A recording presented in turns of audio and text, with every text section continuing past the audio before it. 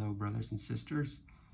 Unfortunately, we had an audio problem at Sunday Mass and were not able to get recorded the homily that I asked some of you to consider going back and reflecting on, because we talked about five figures, five persons who were involved in Mark's Passion that we read during Passion Sunday.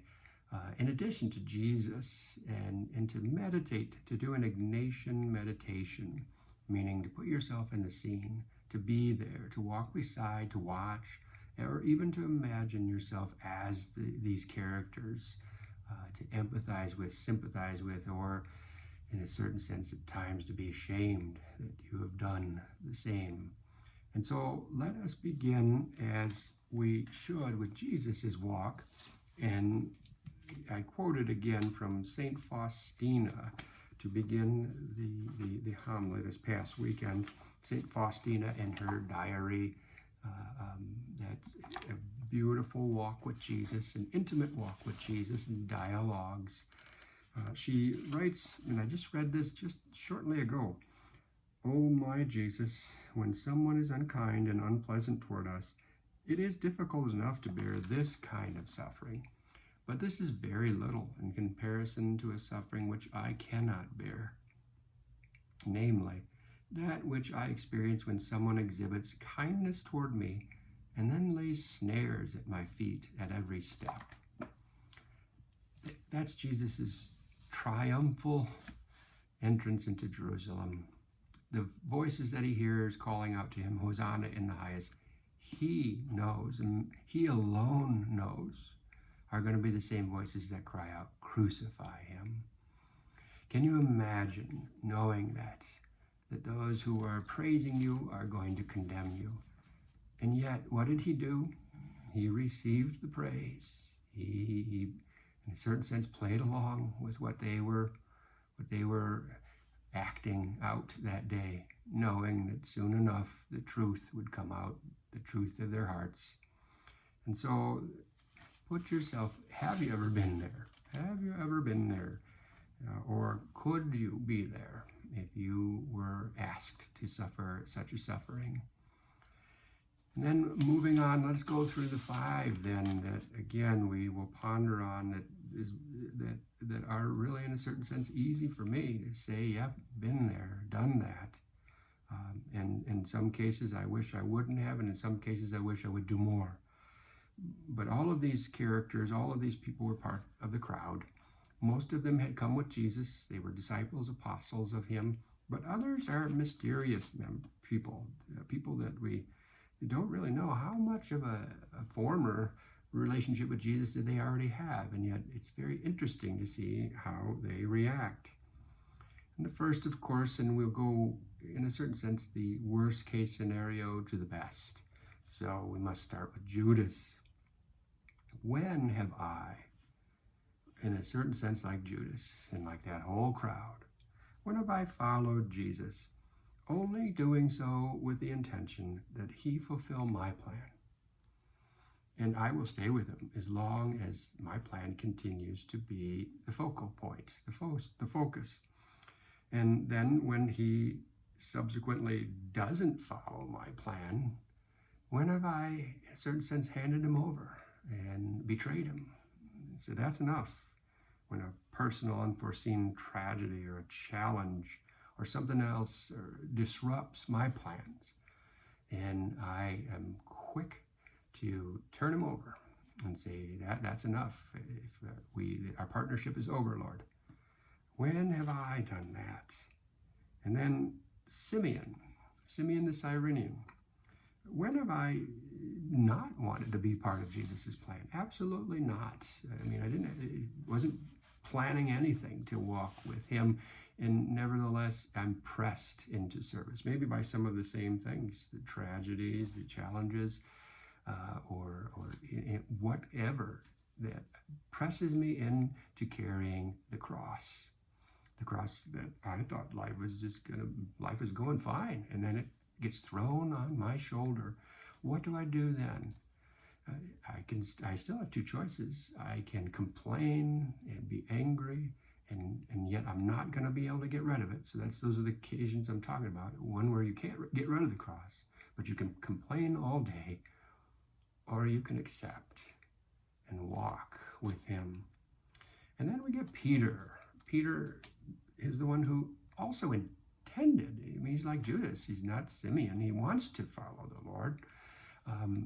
He's reluctant, as we saw early in the scriptures. He didn't like the plan. God forbid, Lord, that you should have to carry that cross, that you should have to die.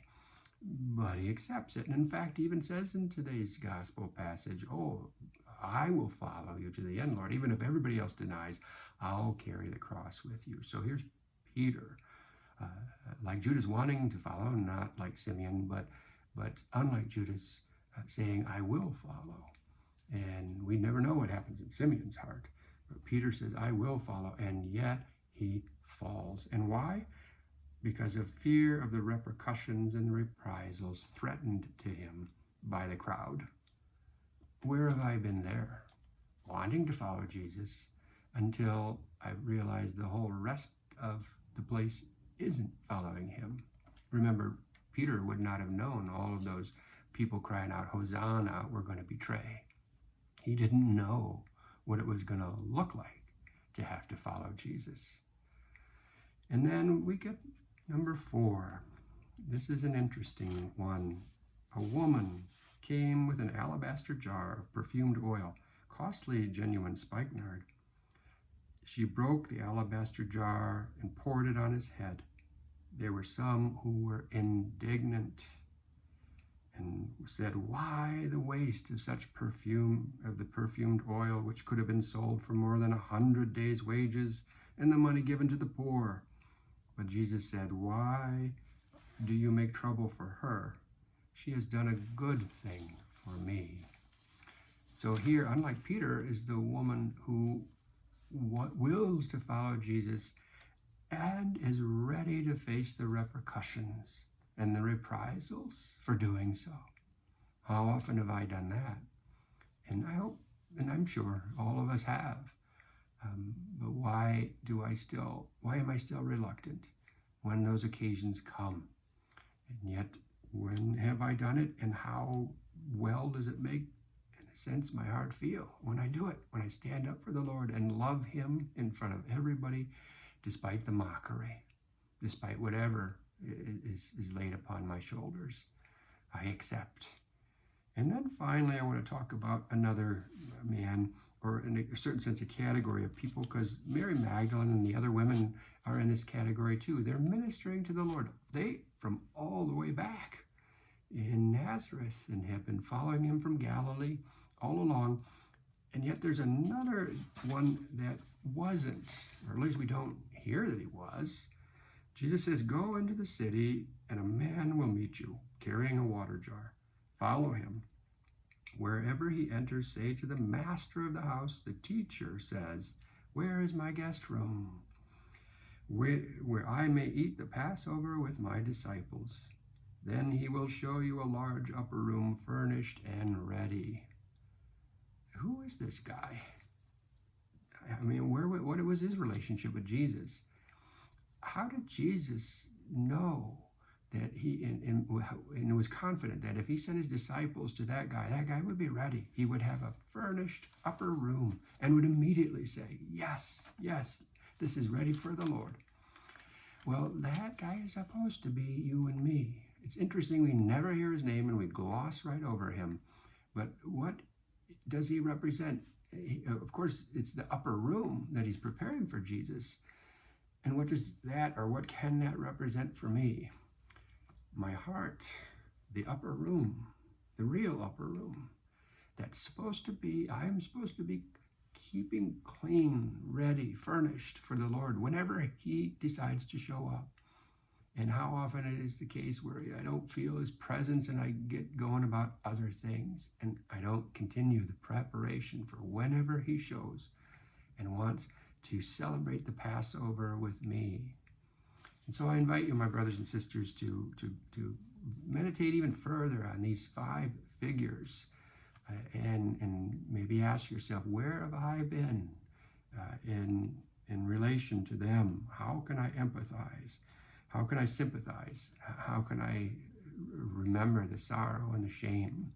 And lift it all up to the Lord, to take into account the preparations that I need to do now for this Holy Week, to truly be able to participate in the resurrection with great joy and with great appreciation.